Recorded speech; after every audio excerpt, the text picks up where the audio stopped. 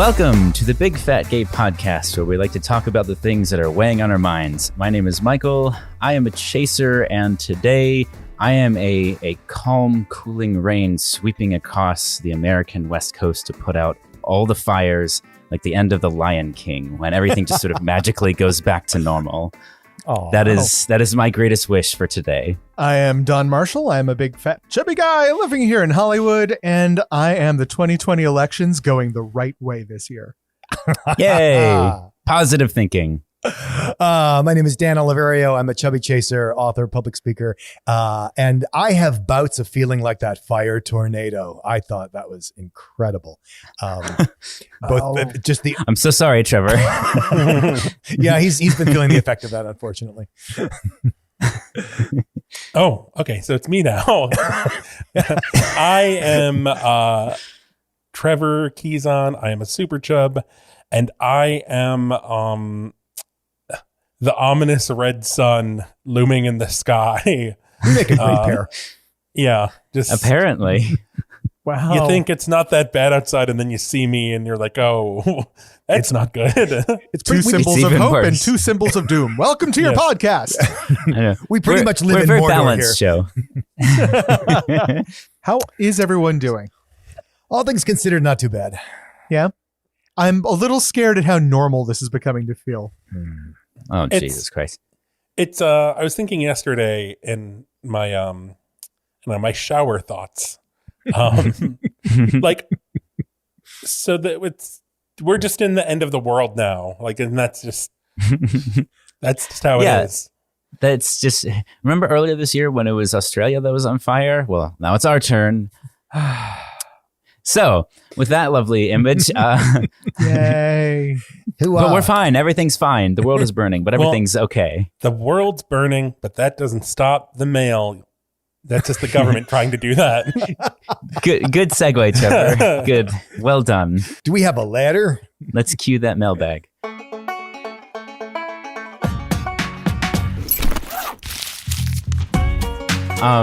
We had a listener write in, a chaser actually, which we always love to hear from our chasers. And in response to last week, actually, we had a mailbag about how to optimize your profile for online dating. And he wrote in asking, he says, I am a chaser of super chub guys, 500 pounds plus. And when I go onto pages, many of these men, I find that many of them list their interests as gaming or into other fantasy series and comics. I personally am not into these things and I can't talk about them, but they don't list any other interests to connect with. Do you have any strategies on how to begin conversations with super chubs that don't revolve around their listed interests and things that I can't talk about? How do I find out their other interests so I can begin conversations? I'm laughing because it's very similar to me because, as you boys know, I'm not really that much into a lot of the nerd stuff, and yet yes, people absolutely post that on their profile because that's what they're into. So I am not unfamiliar with this phenomenon. I'm laughing because it's not a question of, okay, they list this thing, I don't know anything about that thing, so we can never talk about that thing. That's not how conversation goes.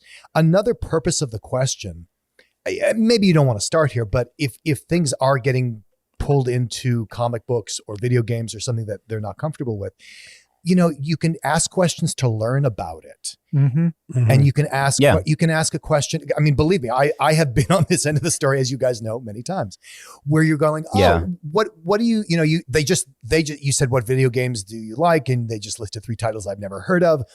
And I'm saying, so what do those have in common? Or what is it you like about those? What do you, so try to get questions about what they're into rather than listing a bunch of subjects that you're right. You don't know what the nouns mean, Yeah. And my little bit of advice is you can ask questions to learn more about them. And I think for the chub, I guess it doesn't have to be the chub, for the other person out there who's listed their interest as, let's go with video games.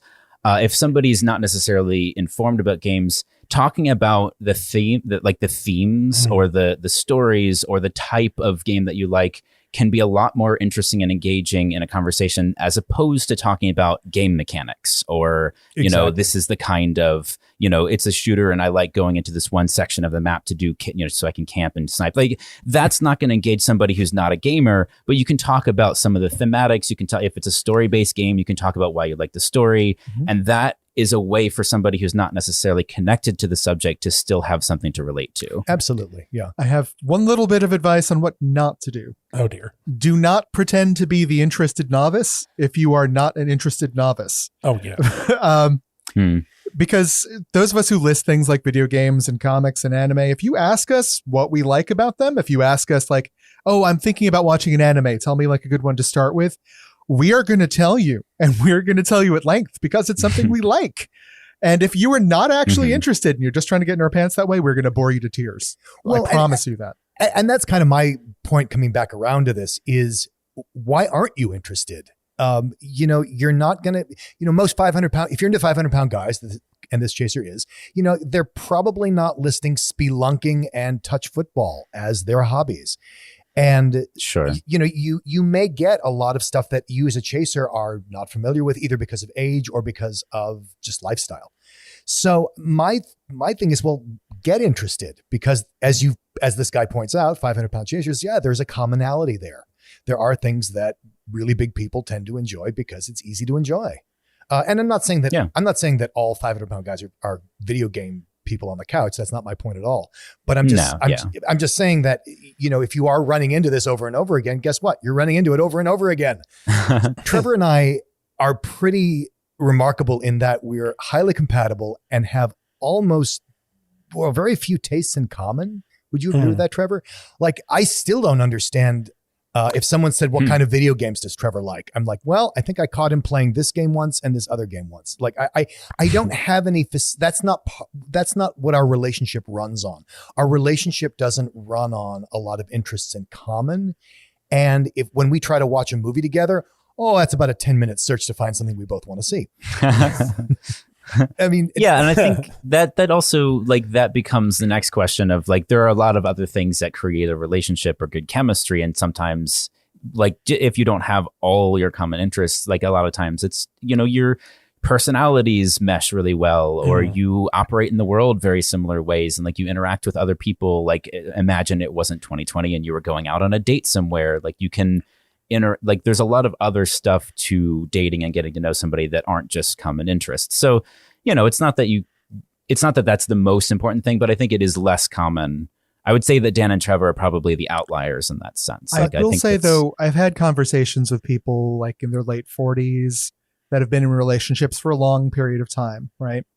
That are geeks, and their partners are not geeks. Yeah. And I've heard a couple of them express some real regret that, like, they can't share the things they're most excited about as far as those passions go with their partners. But those people have all, I don't know. It's not that they regret being in that relationship. It's just, that pain that your favorite book is something that they'll never understand. Well, and I went through that. For example, I would love if Trevor liked alcohol. Like fine cocktails. I would love to share that with you, Trevor, but we all know that's not going to happen. And I have an unusual degree of sympathy because I used to be that guy in the relationship. I didn't drink until after I was 40. So when Trevor says, no, I don't want that, I'm like, yeah, okay, I remember that. And so I completely get where he's coming from because I used to be that, and that's fine. Can I share a quick video game aside that's been on my mind lately? Yep, let's hear it. Okay, Dan, you can go use the restroom if you want. My roommate got a hold of this Oculus, right? It's like a virtual reality thing that you wear and you play games on. And the game I've been playing is this thing called Beat Saber, which is basically Dance Dance Revolution with swords, right? In VR. And in VR, right? It's like these big laser boxes fly at you to the rhythms of music, and you have to cut them in half at the right times, right? Throw in a little Fruit Ninja in there. Yeah, a little bit of Fruit Ninja going on. Now, I've been playing, and I play by myself in the living room, so I allow myself to get a little crazy with it. And like, there's good music playing. I've got swords. I'm slashing things. I'm going to be dancing while I'm doing it, right? So I'm bopping around. It's like a full-on dancing workout for me. It's dancer size with lightsabers. It's awesome. But I live in terror that someone's going to like watch me through the window doing this. I mentioned that you could probably sell that on like Patreon. As a totally. pay-per-view That's event. what I made a joke to a friend of mine that like, oh God, I really hope no one ever sees this. He's like, I would pay money to watch you on Absolutely. And like, can I just say personally, there is nothing more beautiful than watching a fat guy dance. Oh my God. That is like poetry. It's like watching poetry. It is like looking at cognac being poured. It is gorgeous. all right, what do you think, listeners? Should I be starting an OnlyFans channel where you can watch me play Beat Saber? Not Dance Dance Revolution. That too much sweaty going on. All right, so do we have a? So we've got tons of stuff to get to. So first up in the world of pop culture, I think a listener sent this in actually. Noticed an article. So we talked about Paul Walter Hauser earlier this year, a few times actually. He was in Richard Jewell, is a fantastic actor, fat actor, has a recurring role on Cobra Kai.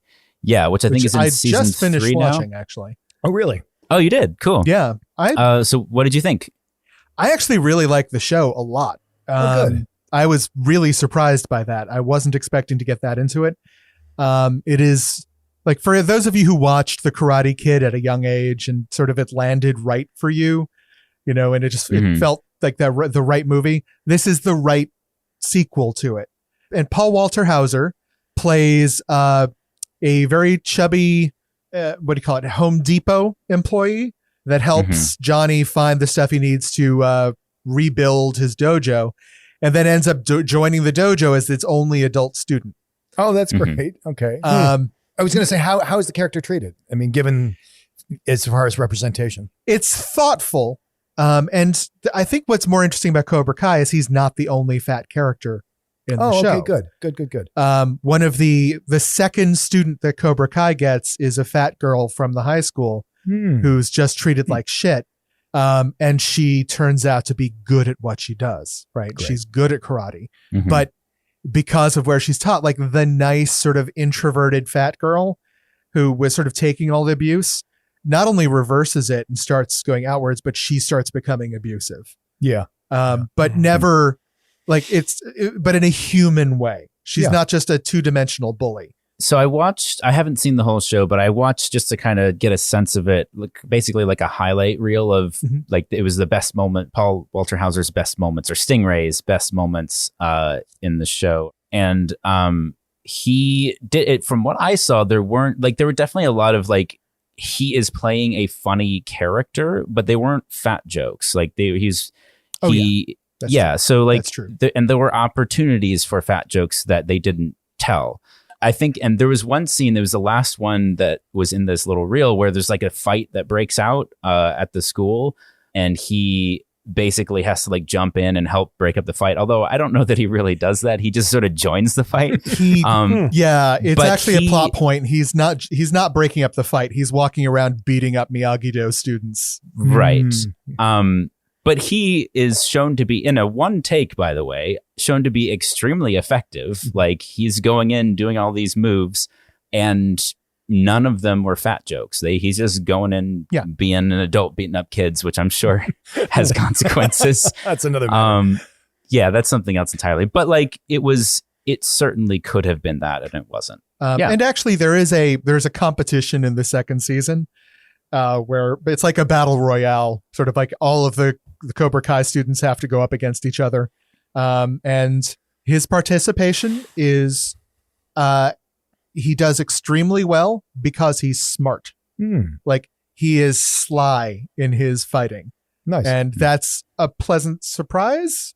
So he's not just he's not the joke. He's not the pillow, and he's not the bulldozer. So smart's a good change. Cool. Well, we've got a lot of other stuff to get to. So, Trevor, I think you found this, or did somebody send this in, the article about Barbie Ferriera? I saw this because it was trending on Twitter. So there's a feature in LA Times about Barbie Ferriera, who was in Euphoria on HBO. And she's in a new movie, Unpregnant. But the feature is kind of an interview with her talking about her role on Euphoria, which Euphoria is an HBO show. And she's a fat actress or a plus size model? Plus size model. She got her start modeling, I believe, for American Apparel. It's really interesting kind of seeing her journey, because I feel like she's still really young to have gotten to the place that she's at now, where I think she still struggles with like the negative feedback that comes from just being a public figure and online, but also like fairly self-assured and like taking on roles that aren't just, the fat backup character, kind of like what we're talking about where Paul Walter Hauser's role could have been, or certainly roles that he's played in the past, but like also playing like in Unpregnant, her character's weight isn't addressed at all. It's just, she's just playing a character in the movie. Yeah. Who happens to look exactly like she does. Yeah. Yeah. Which is awesome. I that's on HBO Max. I think the thing that really jumped out at me about the piece in the Times, the Los Angeles Times, is that she transitioned out of modeling when she was out of modeling and into acting. She was getting these plus size gigs, and she was signed to the plus size division of Wilhelmina Models. And for people who don't know, Wilhelmina is a very high end modeling agency.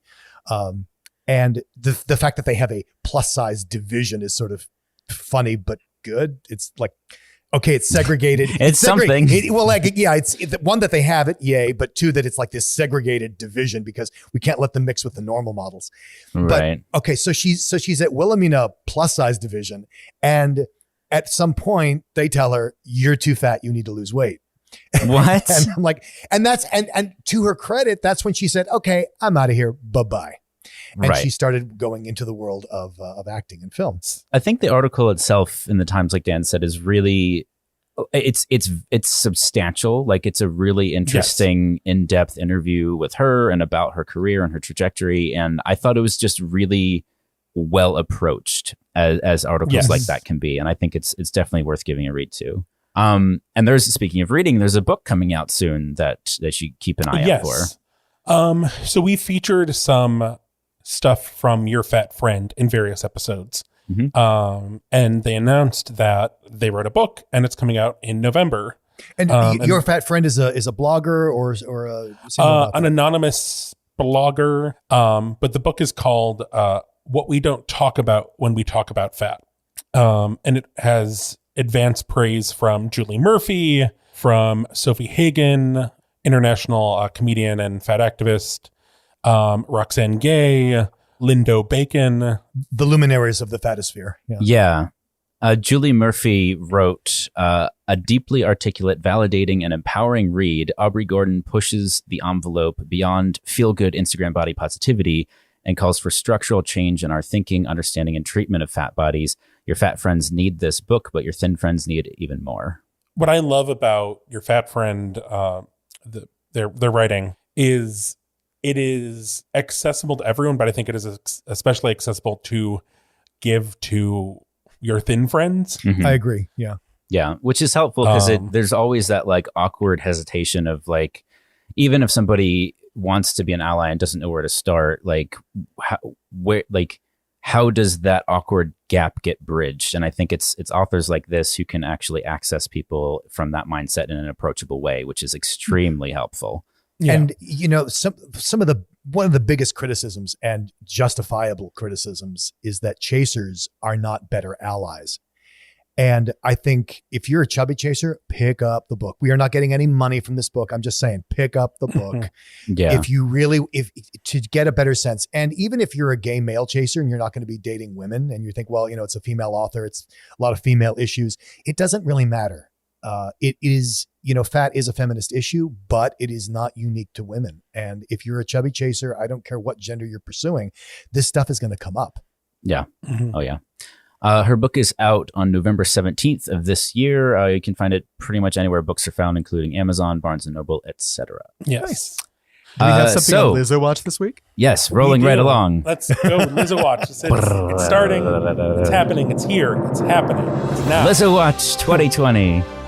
So Lizzo won some awards at the 2020 iHeartRadio Awards, which were digital this year because it's 2020. Nothing's happening. Lizzo won Best New Artist and Song of the Year for Truth Hurts. I went through Dropbox and watched Lizzo's speech, and it was very nice. Thank you so much for this award. 2. I'm so excited right now. I can get so lit. Thank you to all of the fans who supported me and who discovered me and made this last year unforgettable. Y'all, I need to get in the studio right now because y'all making me feel like I need to put some new music out right motherfucking now. Sorry for cussing, but right now. So thank you so much, man. Y'all making my dreams come true. You putting a smile on my face and new music to come. So get ready. Yay, Lizzo. Yay. Congratulations.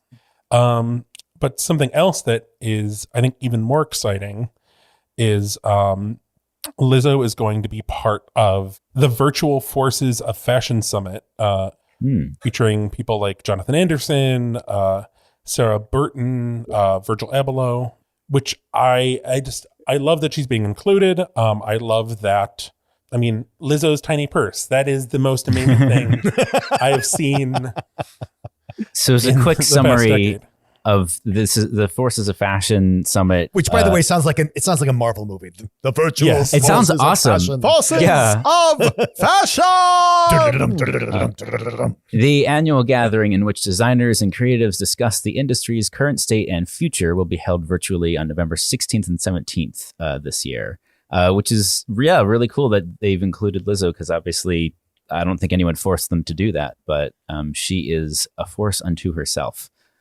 Yes. And I'm curious what her impact is going to be, if she'll like what she's going to bring to that discussion. The ass or the purse or something completely new.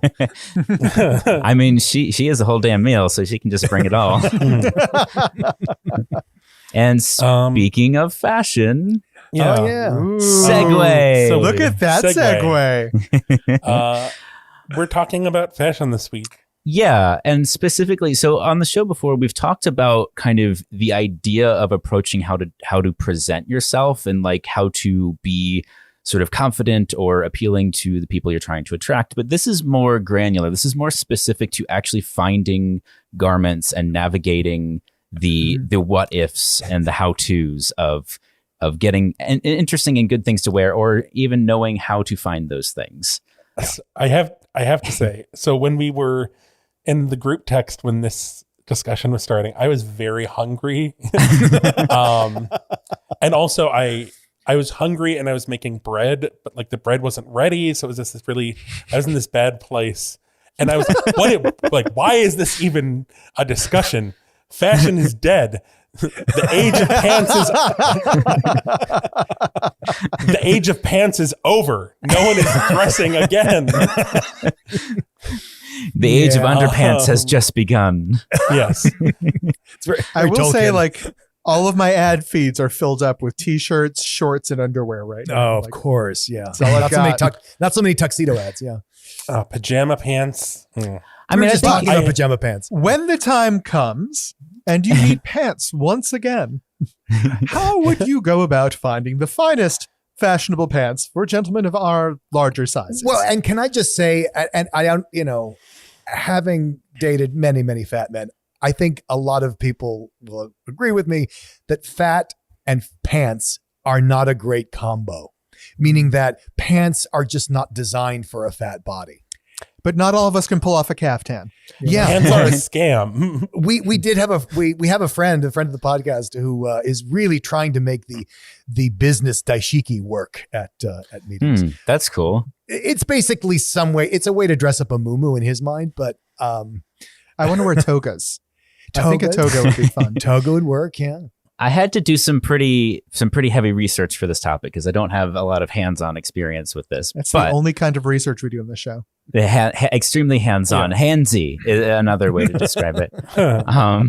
So I have a couple anecdotes here. I heard from one person, I've bought maybe 5 articles of clothing in a store since I was 14 years old, back when JCPenney had a big and tall section. So like the idea that you're going into a store to go shopping is probably less of a thing. Maybe you're going into DXL, but that's a whole minefield. Well, and can I say this because I get this question a lot from fat people about where do I buy clothes? Where does Trevor buy clothes? And the thing that keeps coming back is if you go to, let's say, DXL online or whatever the major, because they've kind of gobbled up everything else. They've gobbled up Rochester and Rep, and I can't remember the other another store. But the point is that, you know, when we go into the store in Los Angeles, there are a lot more interesting options available than if Trevor just goes online. And if you go online to, say, DXL or a lot of the big retailers, it's just going to be the thing of black, brown, navy, particularly if you live in the East Coast. When I first moved to New York, I had trouble getting clothes because they didn't sell any color out there. For fat guys, it is hard to find clothes. I don't think this is a controversial statement. While some companies like Target or Macy's may have big and tall sections, those big and tall sections often will only go up to 2XL or 3XL, which honestly is, you know, that's only scratching the surface of fat. Yeah. You know? Oh, barely. Yeah. So like, honestly, like for someone like me, I wear 4XL or 5XL. Like going out and finding clothes, I have to go to specialty shops, which can be hours away, which can charge $20 more for the same shirt that someone one size less than me wears. Or if you're in Europe, don't exist at all. Or don't exist at all in some areas of the world. Which, you know, the store that most big and tall men have heard of is DXL, because it's sort of the McDonald's of big and tall fashion. It's the only one that you can find in various towns. And their clothes, while they're at least colorful, and at least some of them they have some attractive things, you have to kiss a lot of toads there before you can find Prince Charming. And the likelihood that from one brand to the next that you're going to fit everyone else's definition of 4X across the board is almost zero. 3X in this brand, 4X in this brand, 5X in that brand. And if it's, God help me, if it's coming from Asia, I'm like 42X or something. I've had the issue of within the same brand, like the same brand, a t-shirt, the size of the shirts of the same brand are not consistent. Depending on the t-shirt, the cut and sizing is so wildly different from the same designer. Yeah.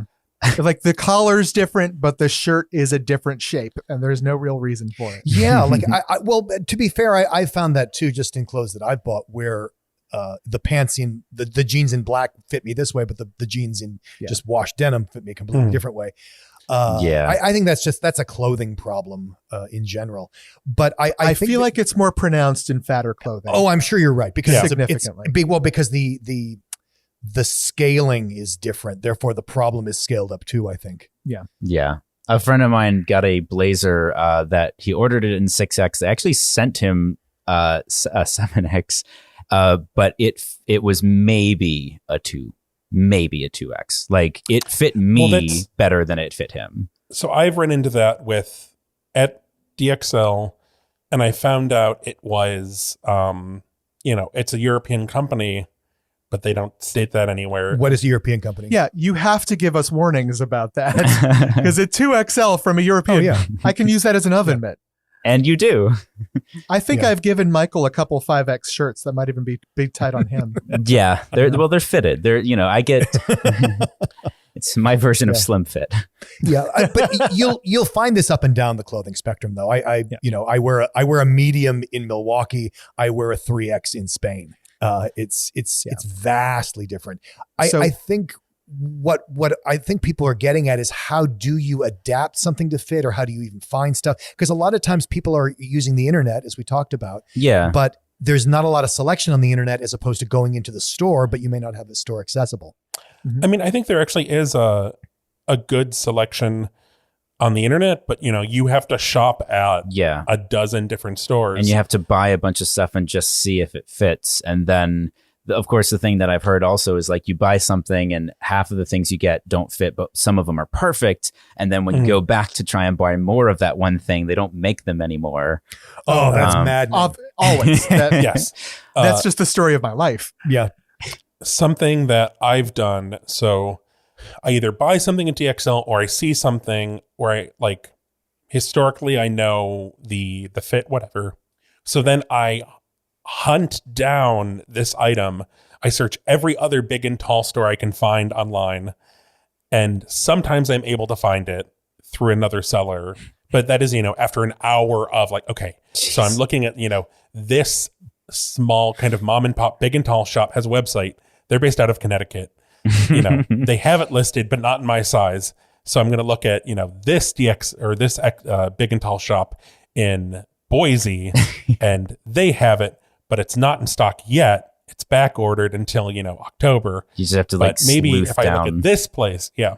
So what are the positives we can focus on? What pieces of advice can we give to people? I've got a couple things here, but I just want to open the door to that because I feel like there are steps you can take. Maybe it takes a little more effort, like Trevor was saying, but you can. I think some of these goals are achievable. Like for instance, like I think like if you're at home and you just need something casual, like if you want to go grocery shopping, you don't want to like squeeze into like a pair of jeans that never really fit you right in the first place. I think like there's always the comfortable solution of sweatpants, but I don't think anybody looks good in sweatpants. Like nobody does. And I think an alternate for that, this is what I was told. I've never heard them called this, but like they're called jog shorts, I think. And I think Trevor, you have they're some called what? Jog shorts. Trevor, I think you've been, like jogging. Yeah, and they're basically a very stretchy material, but you can get them, I think, like with a little bit of texture, like it's not just one matte color. Like you can get like a textured material that's soft and comfortable. Trevor, I've seen you wearing these. They look kind of like leggings, but they're not full length, like the full length of your leg. Oh yeah. And basically, I kind of see it as like an alternative to wearing sweatpants, where they're comfy, but they're more form-fitting than like baggy sweatpants would be.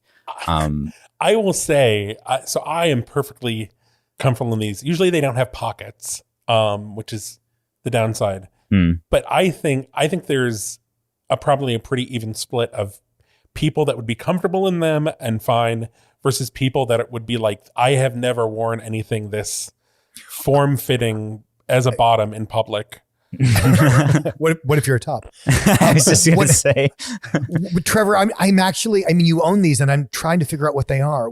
Are these? So they're basically sweat shorts. Basically. Well, no, I think Michael's talking about things that I have that are basically like, I bought them as like bicycle shorts. Almost. They're like leggings, but they just come below the knee. Yeah.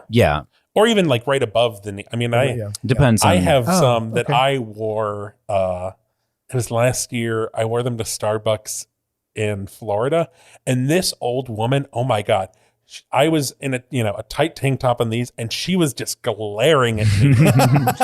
How dare you, Trevor? How dare you? Well, and because we're talking about fat men in spandex, which that's a whole other show. And I think Trevor's very comfortable in this. Trevor tends to like stuff that, I mean, you'd prefer snug to baggy. Am I right, Trevor? Yes. Yeah. And especially because so I have some baggier sweat shorts on now, and there's just too much material. And I found like it snags on something, or like I stand up and it's like caught on the chair. So it kind of like drags the chair a little. And it's this big thing of like, oh, I'm just standing up. Like I didn't knock anything over. Yeah. I think the idea that I was going for was something that is a little bit more, I mean, yes, maybe form-fitting is not going to be comfortable for everybody, but something like I said, nobody looks good. We're talking about fashion. Like nobody looks good in sweatpants. That's just not a thing. But if you can get something that has like a texture to the fabric, that's not just a matte one color material, and something that is like a little more form-fitting, it's not baggy, like Trevor was just saying, can be a problem. It also doesn't look great. If you're okay with wearing something that's a little form-fitting, I think they are a much more like pleasing, like it's more of a fashion statement than just like a blanket, like I'm just covering myself with something comfortable. Well, yeah. And that's the thing. I don't know if we want to get into this in this episode, but dressing to express yourself versus dressing to hide. Mm-hmm. Sure. And to circle that back to, I think last week when we talked about what to put in a personal ad and what kind of pictures to pose, you don't have to do shirtless, and you certainly don't have to do nude, but just having a garment that shows how you're built, which some people consider tight, other people consider it fitting, is really what people want to see. What do you look like? What is the shape of your body? Mm-hmm. I think you have to kind of figure out like, okay, I am between, this size and this size, depending on the brand. My clothes in my current rotation come from at least 5'6" 6 different places. Mm-hmm. Bed Rhino, DXL, King Size Direct, Winston Box. I have like one thing from Amazon Essentials Big and Tall, which a lot of people have been praising. So I'm curious if Trevor or Don have heard of a website it's based out of the UK called Big Clothing for You, with the number 4 and the letter U. I have. You have. Yes. So this was recommended to me by a listener. The advice was like, there's a lot of stuff in there that's not gonna, like, you still have to do what you would normally do and kind of dig around for the right things. And you still have to buy, it's basically like a aggregator like DXL. But some stylistically, some more modern stuff, like stuff that's not just like print tees. Like you can actually get some designs and patterns that are a little more, I don't know, fashionable. Yes, I will say. So with Big Clothing for You and Bed Rhino, so they're both UK-based providers, which means you are going to run into weird sizing stuff. And shipping costs too. Yes. The shipping costs, I got a bunch of stuff from Bed Rhino, and the amount of stuff I purchased, I felt like the shipping wasn't too bad. But then it was, my first time purchasing from them. So I ran into the issue of, this is nowhere near the right size. Yeah. And I was like, I'm not going to pay to ship it back to the UK.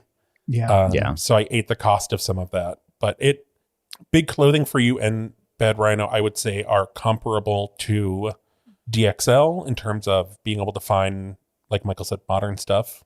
And I think we need to say that a lot of people say, oh, well, how come designers don't make plus size fashion? They do. And a lot of designers, Robert Graham and Tom Ford, they do make plus size clothing, but it does tend to chop off at 3 or 4X. And what is 3 or 4X is a whole other question. So yes, it exists, but it still may not be big enough or suitable. Yeah. One of the issues that I tend to run into a lot, I was going to save this to the end, but the things we complain about, but I've noticed if I buy stuff by a designer, the shirts they produce often aren't shaped for someone who is actually fat, right? So like for me, a shirt that looks good on me when I'm standing up will usually turn me into a sausage roll when I sit down. Yeah. And something that looks good on me while I'm sitting down turns into this big voluminous circus tent when I stand up. Well, something that I've discovered, again, buying clothes for a muscular body, I have this problem all the time because, for example, British designers tend to design for pencils. So everything is just a big box, and that's not the shape of me, and it's not the shape of Trevor. So I don't buy British clothes because they never, even though I love a lot of the designs, it just doesn't fit my body. And that was one of the pieces of advice I was given, which sucks because ultimately it just means that you're having to pay even more for your clothes. But it was essentially, especially when it comes to pants, like get to know a really good tailor. And you will inevitably, if you care about your look to the degree that you really want to have properly fitted clothing, you're going to have to get it altered, especially for like your suits. I mean, suits, everyone gets your suits altered anyway, but pants, I would say, especially, jeans and stuff like that. Very universal advice I've always been given is that you have to tailor your pants. Yes. Yeah. And I resist it. I don't want to, but well, but let's look at that. If we go back in the olden days when clothes were actually made for individual people, they were tailored because your mom made your pants, or you went to the tailor and they made your clothes. But so before the Industrial Revolution, then the Industrial Revolution came along and we had sizing. So we kind of equally fit only the center of the bell curve. And this idea that tailoring is a luxury, maybe we need to forget about that. Maybe we need to get to the point where actually all clothing should be tailored because it has to fit a unique body, no matter who that body is. Yeah. It's just that, that's sizing doesn't work for most people, but it really doesn't work for fat people. Right. A piece of advice that I gathered was for somebody who's shorter and more super chub sized, looking for things that are labeled athletic fit, even though it sounds counterintuitive. If you prefer pants that are going to be a little more fitted down your leg as opposed to just giant bags, they'll probably have or they would tend to have a little bit more room in the waist, but then will taper after your knee so that you can get a little closer to something that's better fitted, so that if you get it tailored, you can be starting from a better base. Even though his point was like a lot of bigger people aren't going to be looking at something called athletic fit if it doesn't feel like it is relatable. But that might actually provide a better fit for some people. That's interesting. I've never actually seen an athletic fit piece. I'll have to check that out. Well, and it depends what they mean. I mean, if this particular company means athletic fit means smaller waist, more thigh, who knows, or more, more room in the thigh and ass, which is usually what athletic fit means, because what you're trying to do is, again, get away from that pencil cut, right? Which is what most high fashion is. Right. So I want to talk about like, if we could each come up with one like wish list thing for finding actual nice, like for the experience of finding a garment, whatever part of that pipeline you want to pick, like what would your wish be to fix one of these problems? Like for me, I've got a couple here, but one of them that I thought would be probably the toughest to tackle, but also the most helpful, would just be a different approach to sizing altogether, where we're not lumping a bunch of people into 4X or 5X or 6X. Like instead looking at both like height and parts of your body that might be different sizes, which, it would make it more complex if you tried to cover all the way from extra small to 9X. But let's say it's a big and tall brand that only goes from XL to 9XL. Well, now you can look at like, hip size, bust size, thigh size, in addition to height, as opposed to just calling it all like 5X or whatever. I think that would actually be even better for designers, because, a lot of, and this happens more in women's fashion because there's more variability in women's styles and women's fashions.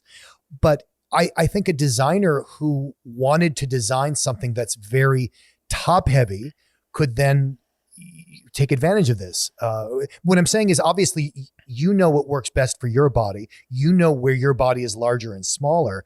And there should be a way for designers to respond to this, as opposed to just taking one generic design and scaling it up and down so it kind of fits nobody at the ends, at the extremes. Yeah. I would like to see more clothing that's designed specifically for fat people and not just adjusted from clearly a smaller design for quote unquote normal bodies. Like what I said before about the shirt, right? Like when I stand up, it fits. When I sit down, it's just too tight across the midsection. Like if they just added another inch of fabric down below to give it a little bit more of a bell rather than a pencil, I could sit comfortably. I'd be able to wear something that looks better in both positions. But right now, I pretty much have to make a choice with each thing I wear. Will I look good standing or sitting in this? That's it. Yeah. So like an inverted V design. Yeah. Yeah.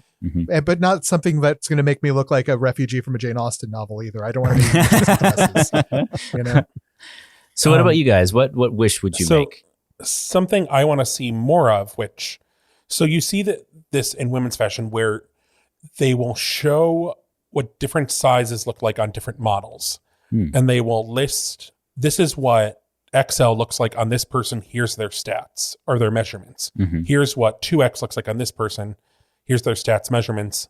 And the only place I've seen this in men's fashion is One Bone brand t-shirts, where it's just basically you've probably gotten Instagram ads for this if you're in the Chub Chaser world.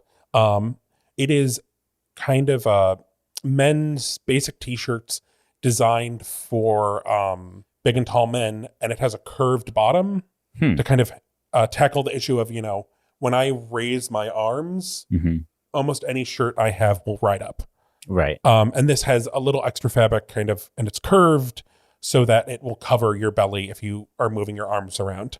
And on their website, they have almost every size that they sell. I think it's like a large to 9X. Nice. And, showing each different size, and it has their height, weight, and like chest and belly measurements. Very nice. Unfortunately, it's a black t-shirt that they're all modeling. So it's kind of hard to get an exact sense of, okay, how is this looking? And it is kind of designed to be a a drapier shirt just because it's to give you some flexibility in terms of movement. And it also is like a style. But I would love to see, like when I go to DXL, see a 4X model wearing a shirt, because they do have big and tall models, but it's still usually the, 2 to 3X range, which it's gotten better. Yeah. But I still am like, okay, I don't really know how I will look in this because I don't see my body reflected in this store that's supposed to be for me. Right. Yeah.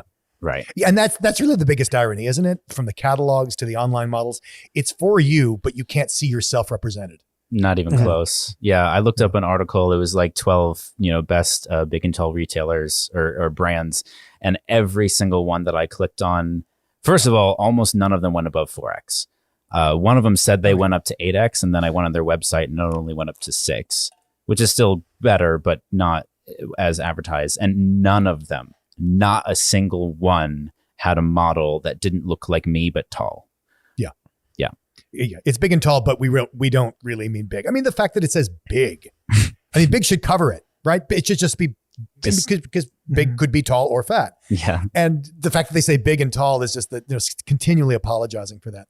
I think the two things that I would like to see, one, I'm a fierce detractor of waistbands because they never work. So I realize that, you don't want to wear sweatpants or some sort of uncomfortable elastic, but there's lots of ways to incorporate elastic into a waistband that can look tasteful. And in the case of supersized people, a lot of times the belly is going over that waistband anyway, or if it's dress pants, you're going to wear a belt. So it's not like you need to hide it just because elastic isn't terribly flattering, but it's so useful. And then my other thing is I really would love to see a lot more color and pattern, just really boisterous stuff. Yes. For fat men. I think the women have got a little farther on this than we have, but I think so many fat men are so conservative, and that's a lot of who's buying the clothes. I get that, but there are still lots of big men in New York and Florida and wherever they may be. My upstairs bedroom who would like to have more color, more expressive pattern. And not just in Hawaiian shirts. Oh my God. We're Hawaiian so sick of the Hawaiian shirts. Yeah, that's such a cop out. I think the fear is that I don't want to look like a sofa pattern. It's like, a lot of really good work has been done with sofa patterns. Don't honestly, well, sure. Something I would love to see is asymmetrical pattern design in shirts. I love seeing the like a pattern going down one side of the body and then solid on the other. Yeah. I see a lot of that for thin people. I see none of it for fat people. Can't find it. I think part of that too is some of those really off the wall designs come out of fast fashion, disposable fashion, where it's anticipated that the customer will buy it, wear it for a few months, and then get rid of it, or it'll just go to the back of the closet. That's okay. They're going to buy something else because in a particular size, the clothing is so cheap, you can afford to do that because you picked it up for $20. You wore it for 3 months. Now you're done. And I think fast fashion is harder to do in 6X, in 8X. And most people don't. Yeah, go ahead, Trevor. You're the guy. I would argue that all fashion over a certain size is fast fashion. Oh, okay. It is cheap. It is disposable. It is just they're cranking it out, and it is poorly made. And I don't know if it's that they think, well, either they're going to get fatter or they're going to get smaller, but they're going to need new clothes, or who care? I don't know what the logic is, but I was looking for, ecologically responsible or sustainable plus size clothing. And it really was like, oh, well, this brand, they carry up to 2X. And your choices are black or brown. Yeah. Can we get our awards, please? These were sustainable, responsible, fashionable companies. But of course they only go to 2X because, it's... you can't have everything. Yeah. So we've shared a handful of resources as far as finding clothing. We'll have them all on the website. But there was one particular that was sent in by a listener as our sort of tip for the week that, Trevor, you have some experience with these people as well. Yes. So chances are, if you are big and tall in most departments, you're going to have big and tall feet as well. I have enormous feet. I wear 13 6E, but this is Hitchcock wide shoes. I think they are probably the best bet for one-stop wide shoe shopping, and they actually will kind of help you find your fit. The first time I shopped from them, I believe I traced my foot on a piece of paper and then scanned it and sent it to them. They also, I don't know if they still do this, will send you a box that you step in. And then you mail it back to them, and they are it's filled with this dental clay. Yes. Yeah. You make an impression. People in lab coats with glasses analyzing your footprint. But I would this not. Man was carrying 7 people when he stepped in this. I would not. I'm glad the listener suggested this, because I would not have really made that connection to suggest to our listeners. Yeah. So they're, I think originally, and maybe still just local to a place in Massachusetts called Hingham, but they have seemed to have built a brand. And it says on their website, their logo says Hitchcock wide shoes for men, but they have women's shoes as well. Yes. But I think the idea was similar to what we've said before. They have a great selection. There's a lot of different stuff there. You can find some nicer shoes that are still semi-orthopedic and comfortable and supportive, which is a big concern. And you should be able to find something. There's a lot to look at, and there's a lot to pick from. And like Trevor was saying, they'll go to the effort of helping you find something that works for you, that actually fits your foot. And it's wideshoes.com. Nice. Wideshoes.com. Wideshoes.com. Don, do we have, I believe you've told us we have a bit for today. We do have a bit today. Today's bit is slightly competitive. We're not getting individual questions. I will lose I'm going first. to kick everyone else off the call so I can win. So this is the way it's going to work. I'm going to ask you a question, and it's not going to be multiple choice. Okay. If you know the answer, you're going to buzz in by saying buzz and lifting your hand. And if after nobody guesses for a second, I've got the first hint. Ooh. Then I have a second hint. Then I've got a third hint. And the way it's designed is each hint gets increasingly obvious. Okay. All right. Here's our softball. So all of these questions have to do with men's fashion or fashion in general. First question: how do astronauts do their laundry? First hint: it's actually kind of hot. This is a gimme. I buzz. Okay, we have Michael buzzing in.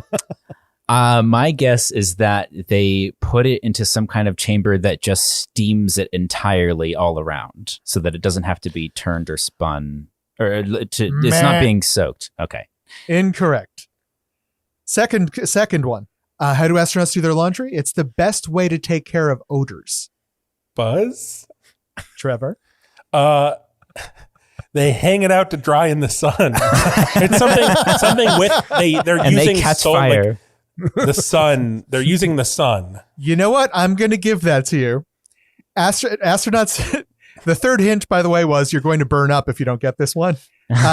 They don't do laundry. They shove their clothes, their used clothes, out the airlock for it to burn up on reentry into the Earth. Oh my geez. God. They don't do laundry. The answer to how do they do their laundry is they don't. They do their laundry by shoving it out an airlock. And I mean, that's not doing laundry though. That's just kind of burning up your underwear. I see. So the method of cleaning is cremation. Yes. I mean, it's clean. Boy, is it clean. All right. In the late 19th century, most urban centers were laden with uneven cobblestone surfaces. This made it especially difficult for cyclists in Boston, whose family jewels suffered relentless boxing abuse. What solution did C.F. Bennett invent to combat this? Buzz. All right. Dan? The jockstrap? Very good. Well done. Wow. I guess to sort of hold the family jewels up out of reach of the bike seat. I mean, that's what it's for, is to try and keep things snug so they don't bounce and get whacked. Well, and also at that time, underwear wouldn't have been briefs; it would have been boxers. So there'd be a whole lot going on down there. So there weren't other choices for something like that. Okay, that's interesting. Question 3: Abercrombie & Fitch allegedly offered someone a rather unique deal in 2011. What was that deal? I feel Hint like I one. heard this. The person they offered it to was Mike the Situation Sorrentino from the Jersey Shore TV show. Huh. Buzz? Okay. Dan? A crop top or a free crop top? I don't know. That is incorrect. Hint 2. The deal did not involve a specific piece of clothing or a specific event. You should have told me that before. Hint 3. Some people might call the deal a restraining order. Oh. Buzz. Trevor? They offered him money to not wear their clothes. That is correct. Oh my God. Oh my God. In 2011, the amazing. Wall Street Journal reported that Abercrombie & Fitch had offered Jersey Shores a deal to stop wearing their clothes. Oh, that's awesome.